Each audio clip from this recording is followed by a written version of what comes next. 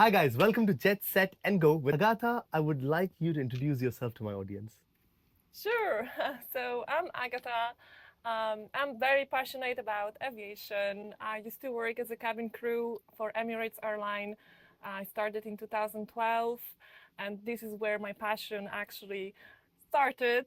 I also did studies in Florida, Oh wow, FAA flight dispatch license. very interesting. Amazing studies. Really love that experience. Currently, I work for AFM.aero. We are a global pilot training dedicated platform, market intelligence, where we want to connect the industry, the aviation, where we want to inform people about the latest developments and news. And this way, we want to support the industry on the global scale. Thank you so much for that lovely introduction. So you're the business development person in AFM Aero? Correct. AFM Aero and Maximilian. This is where I get all my news for my NETAM. Every Wednesday we make a little NETAM video, and all the news sources always AFM Aero. Thanks to Agata and your team. I Yes. had no idea you worked in Emirates. Emirates Yeah. Airline, yes, almost 6 years. Okay. Amazing experience. Got to see the world. Got to, experience these operations, vibrant as they always happen, Hmm. flying all around the world. I visited 92 countries, Amazing. thanks to Emirates. Yeah, it was very rewarding experience. Also a bit tiring. That's why I'm not there anymore. Out of all the roles you've done so far, what would you say was your most satisfying job? I would say actually, my current job is very satisfying because I just love aviation. And with AFM, we have the opportunity to connect with other people who are passionate about it. We do the podcast, the leadership interview series, also almost every week. So Yes. we interview CEOs, decision makers, leaders of very different organizations like OMEs, Mm-hmm. flight schools, simulator training centers, suppliers for pilot training.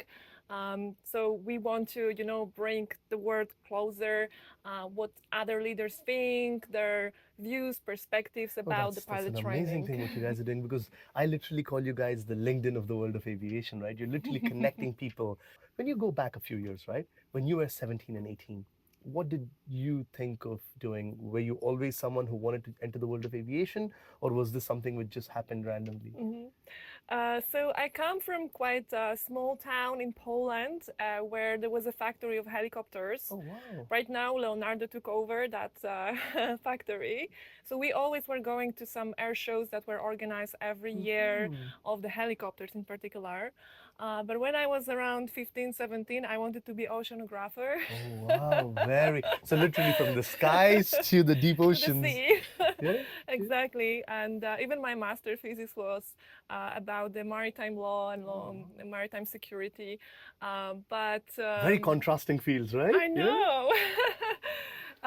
But yeah, then I had this opportunity to join Emirates totally by accident, actually. Okay. I wasn't even planning, but I was just, with my friends who were applying and they were like, oh, you want to come with us? Okay. You know what they say, some of the best things happen in life by an accident, or without a plan, so Emirates just happened out of nowhere. Okay. Yes. And you enjoyed 6 years. That's I amazing. always like traveling, so I thought it would be a great opportunity to travel to see the world. I thought I'm gonna just stay 1 year, but it becomes addicting. Like, the life is flying when you are flying, For like from sure. one flight to another. For You just sure. look at your roster. Yes. So I stayed 5.5 years. I'm gonna ask you some maybe difficult questions, or maybe questions you might have received already from a lot of people. I have received a lot of these questions on my platforms. A lot of emails asking that, um, is it a good industry? Is it good to be a cabin crew? Because a lot of people say that, oh, it gets difficult after a few years. How would you answer to that question? I think it's good to become a cabin crew for maybe a few years, Hmm. but of course, some people they really love it and they make it as a career for a long term. I still do have my batchmates that we joined together. They are still flying. So it really depends on the person, but you need to be very like strict. You need to be very like serious about your duty, about your rest time, you know, flight time limitations. Don't burn yourself out, basically, right? Yes. Manage it well. Yeah, and try to enjoy it, interact with people, see the places. Just look at the benefits, at all the positive things. So then you will also, you know, not feel all these downsides of the job. And I think this is like advice for anything. Just try to find the That positives. brings me to another question, right? Did you know, or do you feel like you were well informed about the kind of challenges you would face as a cabin crew before you joined? No, I don't think I was. Okay. When I went for my open day, Mhm. it was just a very big event with 500 It's a people. glamorous event, obviously, right? Yeah, so it was like very hectic and fast. Yeah, I wasn't really aware. But again, I was just so excited to Sure. travel the world Sure. with Emirates, so many destinations. Yeah, it was fantastic journey, fantastic experience. Thank you so much for that lovely answer. My only advice is to people who jump into the world of cabin crew. It's a great industry, lovely thing to do, but always research and know both sides of the story. Don't only look at the glamorous side and the travel. Also understand the struggles, or also understand the challenges you're going to face, and be ready for it. And if you know the challenges and you're up for it, perfect. I just don't want people who jump in only thinking of the beautiful side of the story without understanding that yes, there's going to be late nights. Yes, there's Yeah. going to be days when you're not going to get sleep in the night and you still wake up in the morning, show up, so all those. True. But yeah, nothing in life is easy, right? So you have to have some types of struggles to get something great in life. All right, thank you so much for that. Moving on, tell me a little bit about your FA dispatch journey. Yes. How did that come about? So, as you can imagine, as we already talked about, the cabin crew life becomes tiring at some Yes. point if you do it for a few years. And I just wanted to stay in the industry and educate myself more into aviation. So, I had this plan to join the School of Aeronautics in the US. I took the courses there, but even before like doing the last residential part that took a few weeks in Fort Lauderdale, I was studying a Lovely lot place. myself. Oh, wow. Yeah, I remember myself always with the iPad, studying because for the flight dispatch FAA, you need to do like almost ATPL theory. It's called ADX, and it's really difficult exam. So I would also take opportunity, go to sometimes ask the pilots in the cockpit on the flights with some tasks that I couldn't make. Now, right now we have ChatGPT, so maybe it would have been easier right now. But yeah, it was really good experience to learn a lot of things about systems, meteorology, flight planning, weight and balance. Oh, I mean, a lot of those we study as pilot students as well. Yeah. And is this something you would recommend to the younger audience who are considering a career in aviation? And is this something which is booming right now as a dispatcher? What do I you think think? I would definitely recommend doing the flight dispatch course.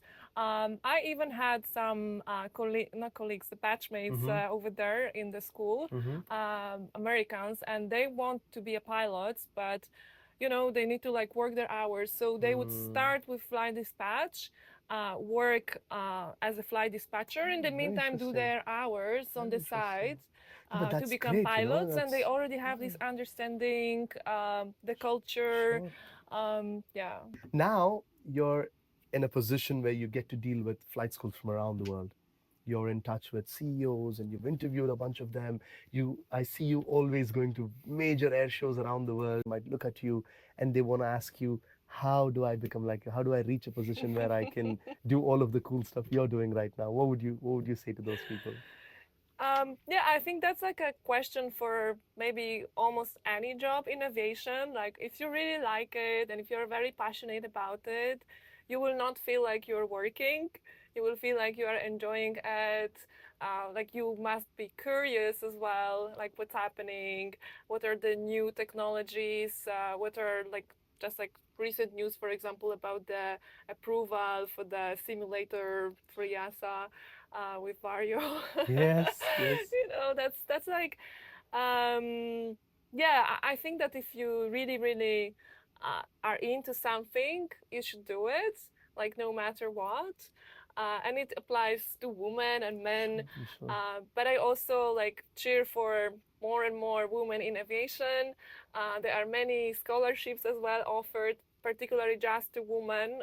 We see you can also find them on AFM. Sure, yeah. Those information. So it's really nice to have this support. It opens up, and I know that Rizwan as well supports women in aviation. Well, yes. So Airways Aviation Academy has been doing a lot of women in aviation scholarships over the last decade, and this is something which is very close to our heart. And thank you so much for bringing up that topic. Right, a couple of decades ago, it was a well-known stereotype that aviation is a man's world, right? Okay. And do you think that's completely changing right now? I've met some people thinking like that, that only men are in aviation. But I think these are the people who are not really in aviation and they don't really know exactly what's happening. That's a good answer. I like that. Where do you see yourself now that you're in this track, business development, flight schools, and so on? If I asked you, where do you see yourself 5 years, 10 years down the road, what would you say? What is your aspirational dream? Obviously, dream big, right? Yeah. Definitely in aviation. I would like to one day make PPL.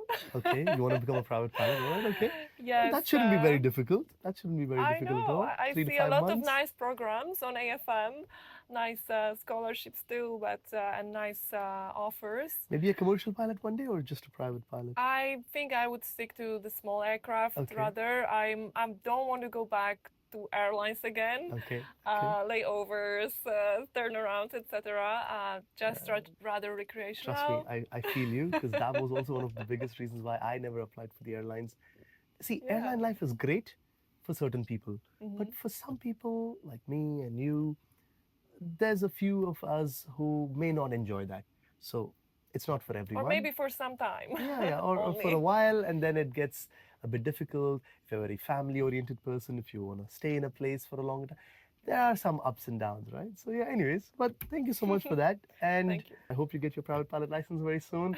And I'm looking forward to meeting you more often. Thank you so much. And guys, please check out Agata on LinkedIn. You can see a lot of aviation news. You can also follow the AFM Aero on LinkedIn and a bunch of other platforms where you get all your aviation news in one platform. Any last messages before we end? I just would like to thank you very much, Rizwan, for inviting me today to this lovely conversation.